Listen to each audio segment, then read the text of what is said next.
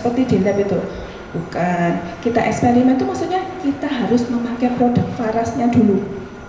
Nah, kalau kita sudah pakai produk Faras, kita bisa cerita kan, sudah merasakan. Misalnya, ini kemarin ada teman saya pakai VR79, semua sudah tahu kan ya, VR79 yang kecil itu. Nah, pakai itu buat capek-capek dia sudah nyetok di rumah. Waktu mamanya pusing, terus dia cerita, ini loh kemarin aku pakai VR79 enak, pusingnya hilang, bisa kerja lagi. Nah, cerita gitu. Mamanya tertarik, apa sih itu? Coba. Ya nyoba mamanya.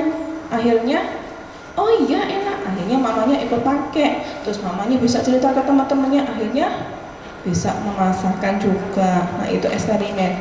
Nah kita di Faras kan punya produknya banyak banget ya. Itu ada minyak, ada essential oil, ada minuman sekarang ya, ada Kensen juga ya.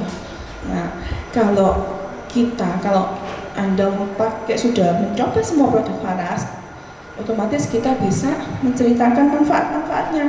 Itu kita juga bisa promosi manfaatnya. Kalau orangnya tertarik, itu bisa beli ke kita. Nah itu gunanya eksperimen ya, pemakai produk maksudnya. Nah berikutnya praktek, P-nya praktek. Kita kalau sudah belajar semua itu jangan cuma disimpan aja, sudah dicatat gini, terus nanti bukunya ditutup di rumah, nggak tahu sudah di mana. Kita harus praktek. Misalnya nanti diajari posting, ada posting status, belajar mengundang, terus belajar menulis testimoni, punya pengalaman pribadi, ditulis testimoninya. Terus kita belajar presentasi, belajar follow up. Berikutnya itu rekrut. Setelah eksperimen kita memakai produk, kita sekarang belajar rekrut. Kita harus presentasi bisnis berarti kita harus belajar bisnis plan.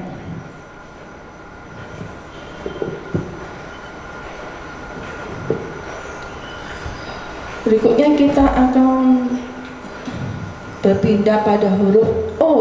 O itu orientasi pada pengembangan diri dan jaringan. Nah, kita semua di sini kan punya impian sukses dan bisa menjadi seorang leader. Kita punya member, kita punya agen, kita bisa jadi seorang leader.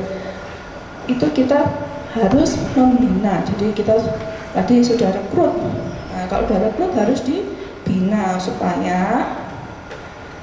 supaya mereka juga bisa sukses, bisa berkembang. Itu. Berikutnya itu fokus pada satu bisnis. Sampai sangat besar dan running well, seperti yang Bu Jin tadi ngomong ya, kita harus fokus. Nah, itu ada gambar apa itu ya?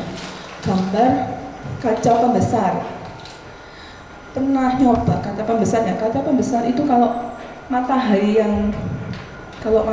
itu menyinari ke kita ya, menyinari kalau kita jemur kertas tanpa kaca pembesar, itu nggak akan terbakar. Tapi kalau kita punya kaca pembesar, nah kita taruh di atasnya kertas, itu nanti sinar mataharinya itu akan memfokus dan bisa membakar kertasnya. Begitu juga dengan kita ya. Kalau kita fokus pada satu bidang, kita bisnis di Faras ini ya, kita fokus mengerjakannya, kita bisa besar di Faras.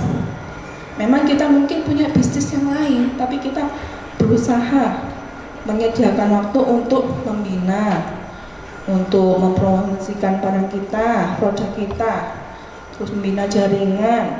Nah, itu kita bisa besar. Misalnya ini ada seorang atletnya, Michael Jordan itu ya, pebasket. Dia kan latihan terus basket ya, seandainya saat itu dia latihan basket hari ini, besok latihan sepak bola, besok latihan golf, kira-kira dia bisa nggak jadi seorang pebasket yang sangat hebat? Nggak bisa kan? Nah, karena dia fokus pada satu bidangnya itu, basket, maka dia bisa menjadi terkenal dan menjadi hebat di bidangnya itu. Berikutnya, eksplorasi. Eksplorasi mencari ilmu tambahan untuk menunjang bisnis. Kalau kita berbisnis, kita memang sudah banyak disediakan oleh perusahaan, oleh mitra atas tentang produk, tentang info ya. Nah, kita nggak pasrah aja, kita pengen punya ide, aku pengen bikin sesuatu yang lebih menarik.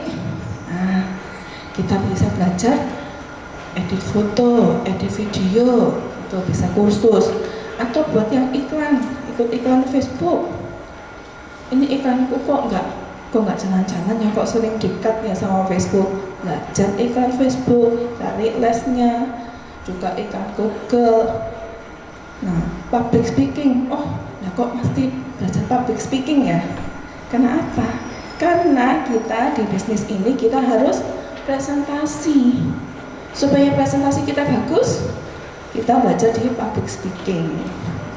Saya berdiri di sini juga saya belajar public speaking ya, dulu karena takut sekali saya ngomong gini nggak ada nyali sudah.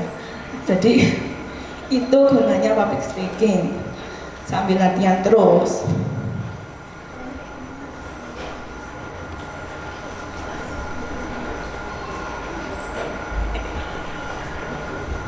Nah, E-nya sudah, sekarang kita membahas 2S itu ya.